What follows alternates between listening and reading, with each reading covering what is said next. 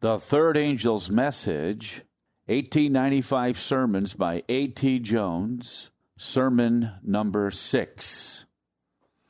There are 2 or 3 other scriptures that we will notice in the line of study that we have been following the past 3 evenings, and we will begin where the lesson stopped last night, Acts 25, verse 11, with the words, I appeal unto Caesar. We followed the record last night from its beginning up to that point and found that in the common view of that subject, Paul never did appeal to Caesar. After Caesar had taken him, Paul held Caesar to his own principles and laws.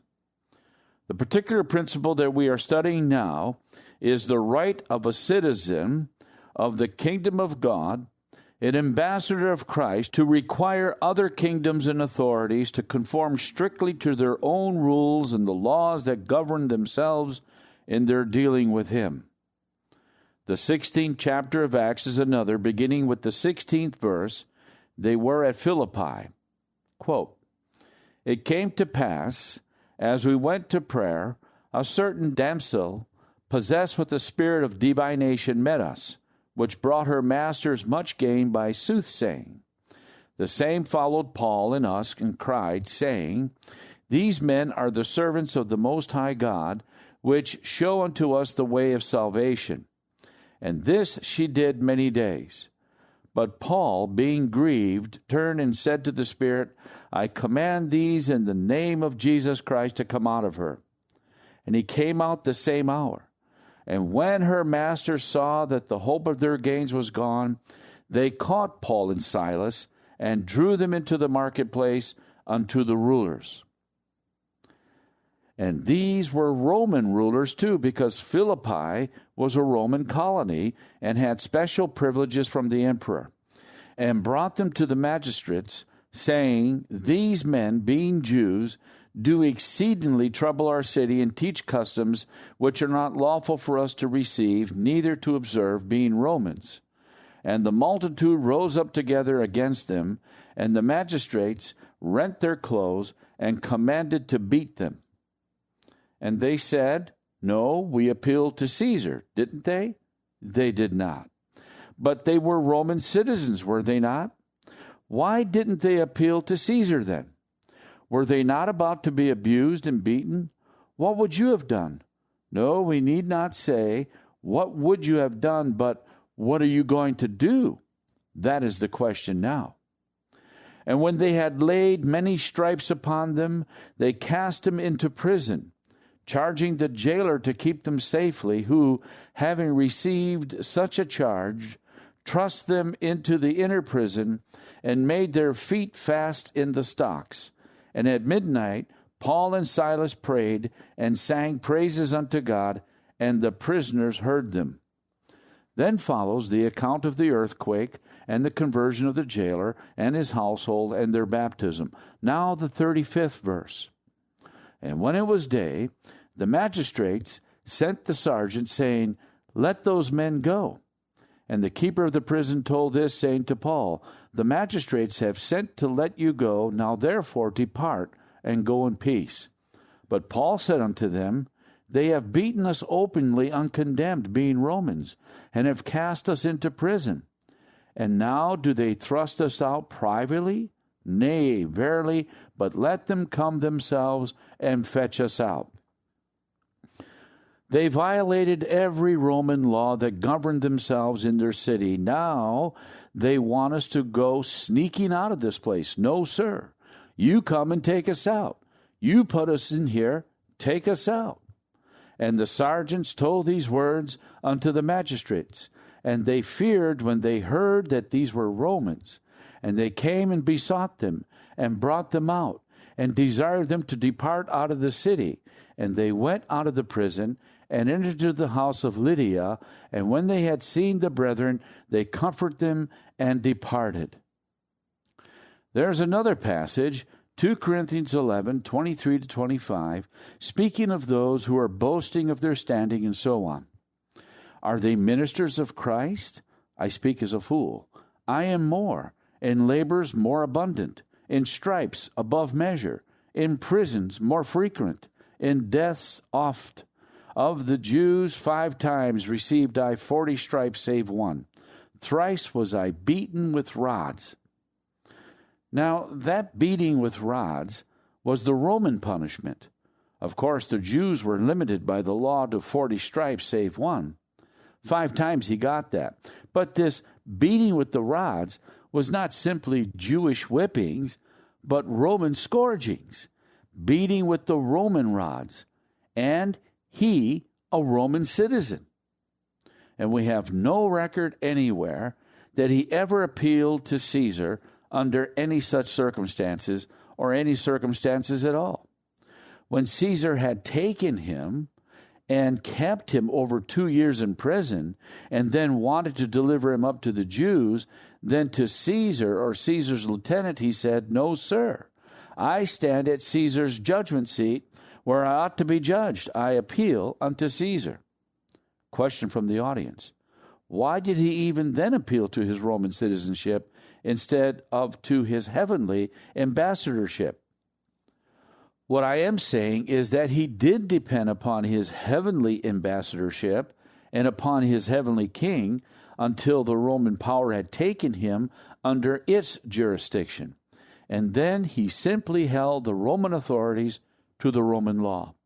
But in the common idea that has been held on this subject, you would get the idea that Paul appealed to his Roman citizenship on every occasion when there was any danger, when the fact is that he never did it at all. 3 times, at least, he received Roman scourgings and made no use of his claim to Roman citizenship, made no appeal whatever to the civil power. But when he was taken into their hands and held under their control and kept within the power of Rome, then and not till then did he make any use of the Roman power. But then when the Roman captain was about to scourge him, which was unlawful, Paul said, "It is not lawful for you to scourge a man that is a Roman and uncondemned." Under these circumstances, and under no others, did he ever make any appeal to or any use of the Roman power, or make any use of his Roman citizenship. For when he went preaching the gospel, and wherever he went, he was mobbed, he was stoned, he was shamefully entreated, and yet in the whole record there is no hint of his ever in any case making any appeal to any earthly power or any use of his Roman citizenship. Now, if this was all written for our example and for our learning, then is that what we are to learn? And is it not about time we were learning it?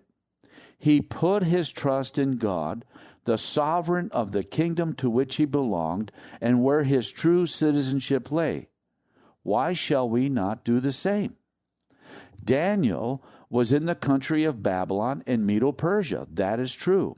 And whenever the time comes that one nation shall come with its armies against the country where you are, or may be sojourning, and shall take you with a great multitude of people and bind you and carry you off to their own country and keep you as slaves of the king, and the king shall put you in his palace in his service, then you can decide easily enough, I think, whether there is not a difference between that and voluntarily seeking for political position.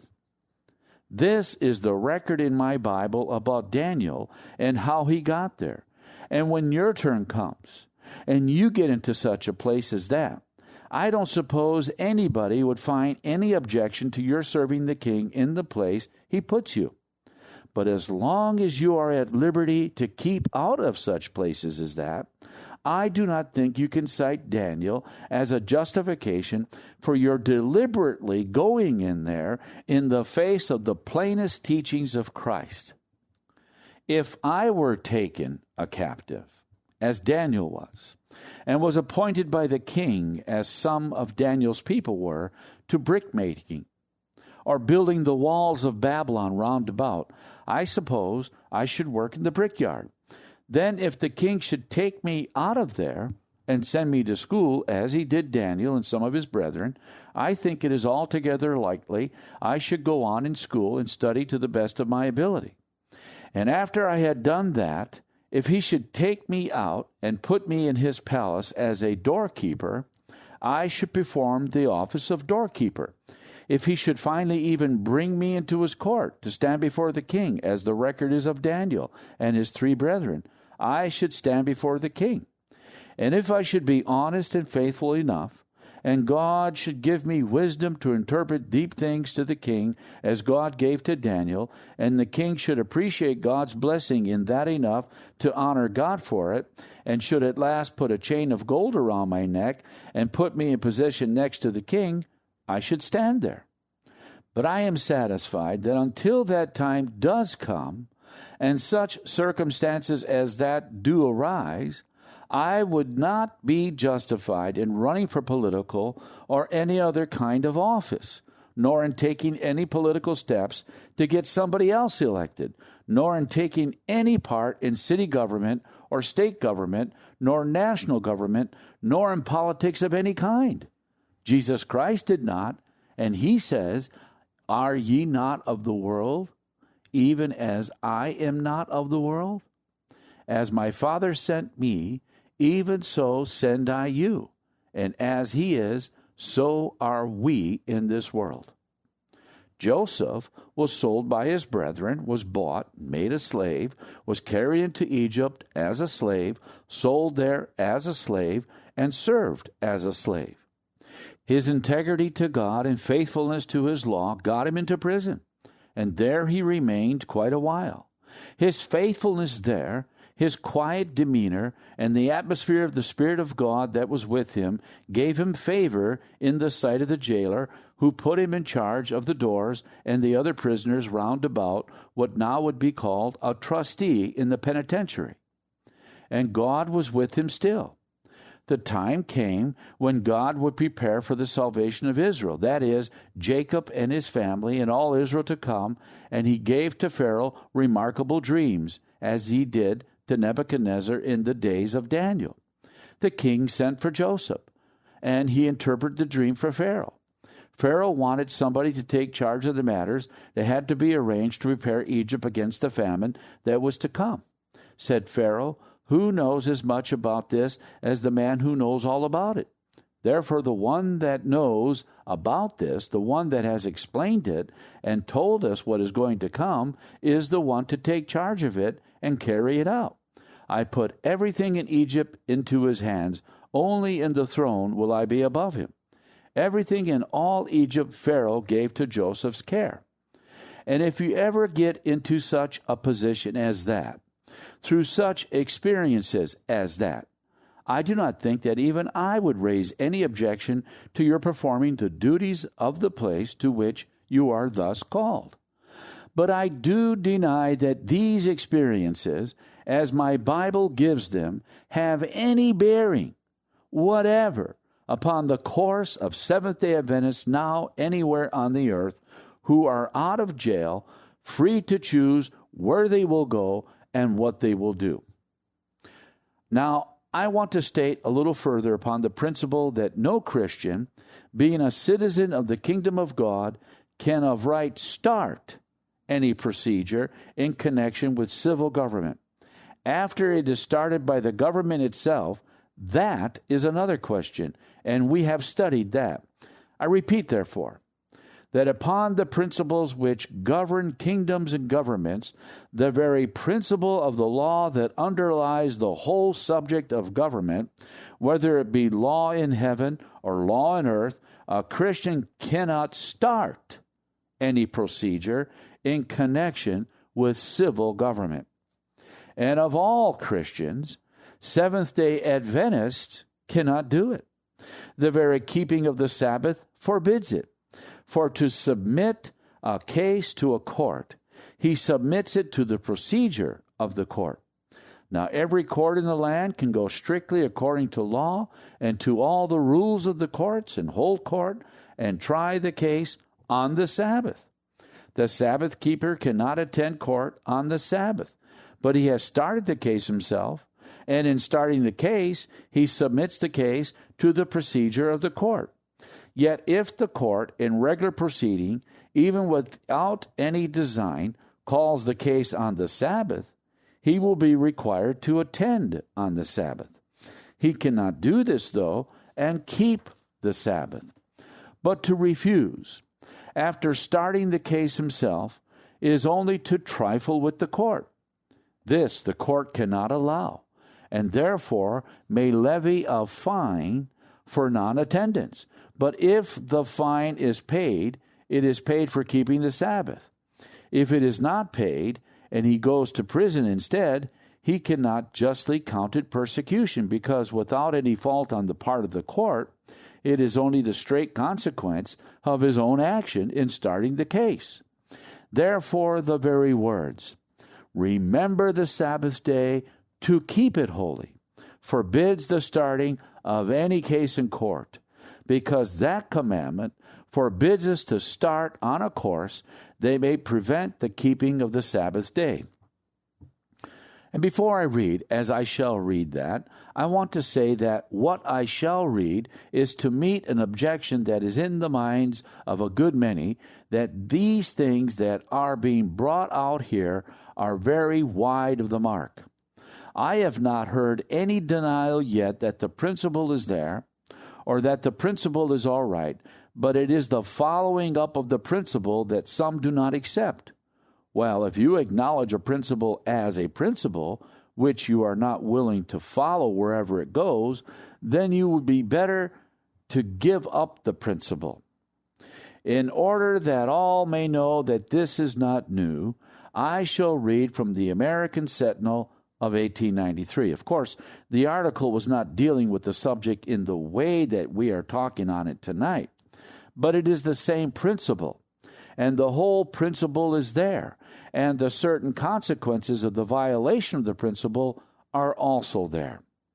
I read from the American Sentinel of July 6, 1893, and I shall read perhaps the most of the article upon that subject. Quote, "The Sunday managers resorted to the United States courts and got swamped the first thing.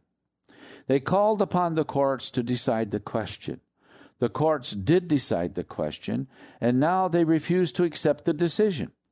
They submitted their cause to the courts, and now refuse to accept the decision because it was not on their side.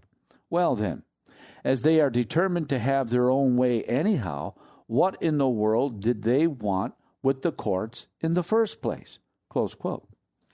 Unless you are ready to accept the decision of a court of this world, you cannot voluntarily make any appeal to it. As certainly as you do, you are pledged by every principle of government, heavenly or earthly, to accept the decision. And if it is against you, there is nobody to blame but yourself. And I say that has been there all these 2 years, and yet in 1894, some Seventh-day Adventists went right over that ground and found themselves caught just as certainly as these national reformers did. However, the Seventh-day Adventists did not refuse to accept the decision. They accepted the decision, but it was at the expense of their paying a fine for keeping the Sabbath. Under the circumstances, there was nothing else to do. I read on. Well then, as they are determined to have their own way anyhow, what in the world did they want with the courts in the first place? They only wanted to use the court as a tool in enforcing their own decision and their own will upon the people of the United States. Close quote. And if this had been written in this month of February 1895 of some procedure of Seventh-day Adventists, every word of it would have been exactly as it is. It need not be changed a particle. Now, I'm not bringing this as a charge or a reproach or an accusation against any Seventh-day Adventist or to find fault with any. I am only stating the fact. I am sorry it is so, as sorry as I can be that it is so, but in the Bible it is written, "Now all these things happen unto them for examples, and they are written for our admonition, upon whom the ends of the world are come."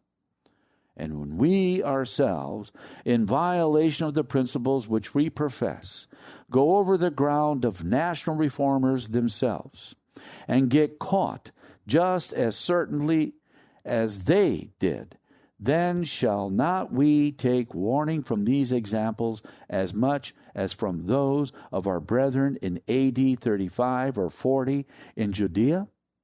This principle is just as applicable in Maryland or any other state of the Union as it is in Judea or in Illinois. I say again, I am not finding fault. I know all make mistakes.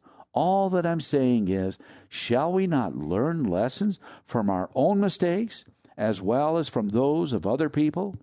I need not tell where this occurred. It is not necessary that this should be known.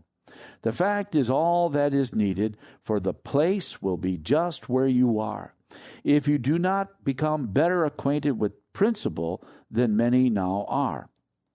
Calling attention to the Sentinel, there comes in there a little history about their case as to where it was in the court, which I need not read.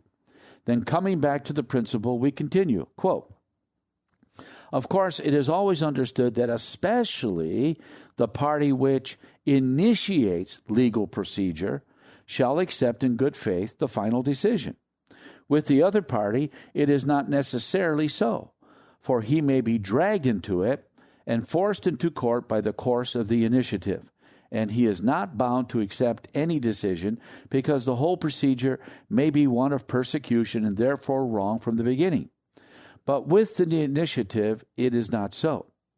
It is in the nature of things, it adheres in the very idea of legal government that the party who resorts to the law, the party who begins legal procedure, shall accept in good faith the final decision. Otherwise, there is no use of legal government. Violence becomes the only procedure, and might the only source of appeal.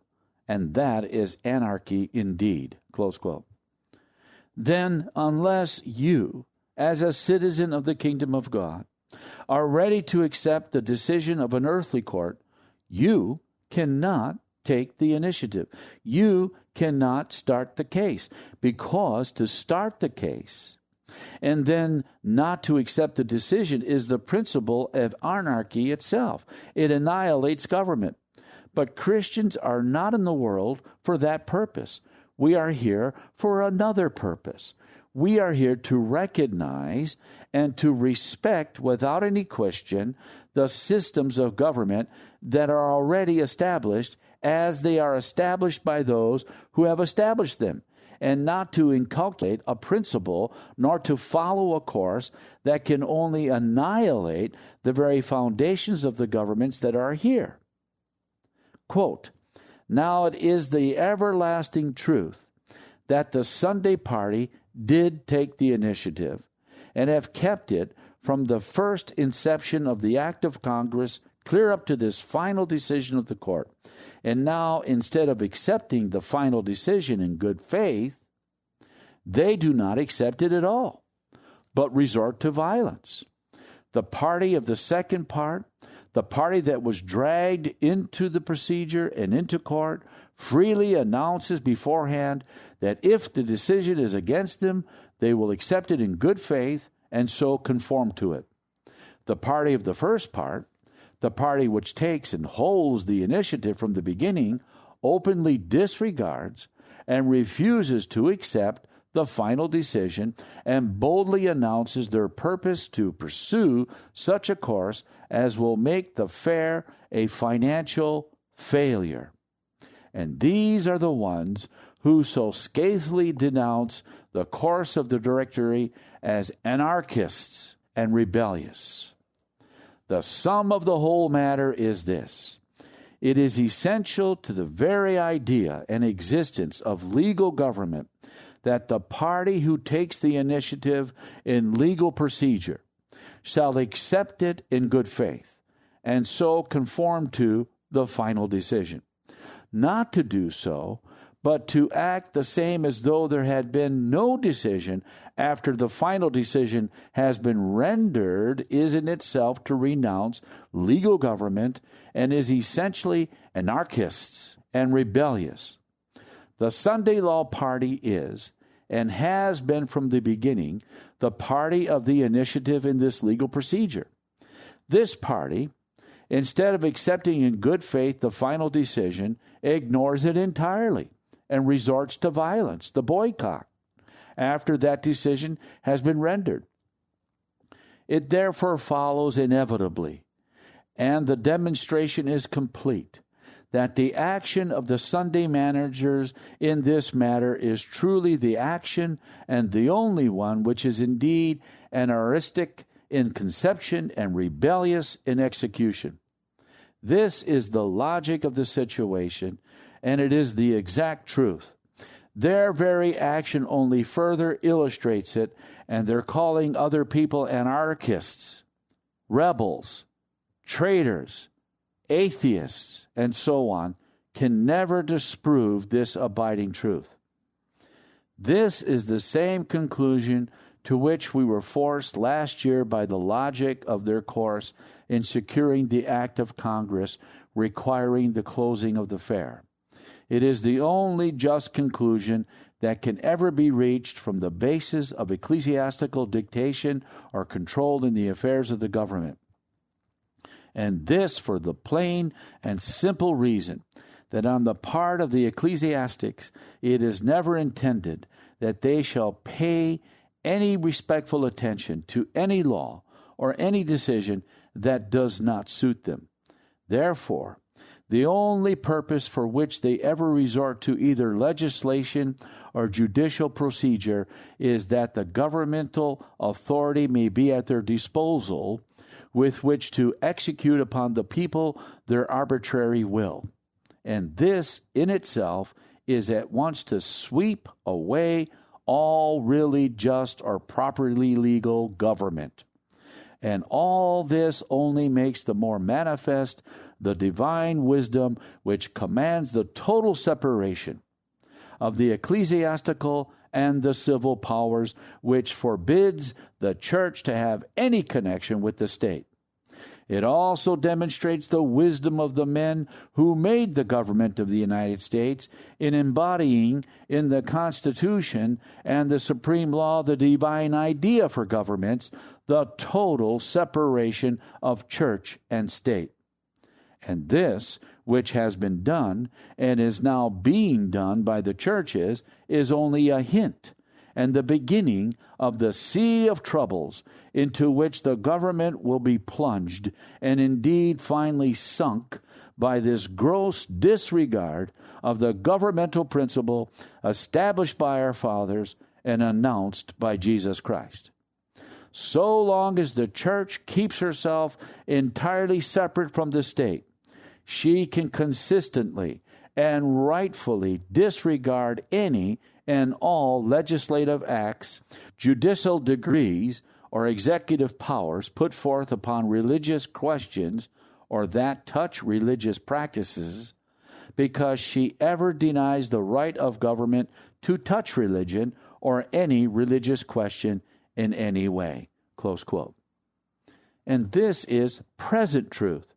It is present truth for us as well as for the national reformers. Quote, but when she forgets her place and her high privileges and herself actually invites governmental jurisdiction of religious observances, she then, by so doing and injustice, forfeits her power of protest and her right to disregard governmental commands in things religious, while in fact and in practice she refuses to let it go, so that whenever the government does not do according to her will, she openly and intentionally disregards the very authority which she herself has invoked. She thus becomes the chiefest example and source of lawlessness and the swiftest instrument of governmental ruin. Close quote. And with us especially, as we have seen, this principle covers all cases. Shall we learn what the principle is indeed and stick to it? That is the question for us all. This is the end of sermon number 6.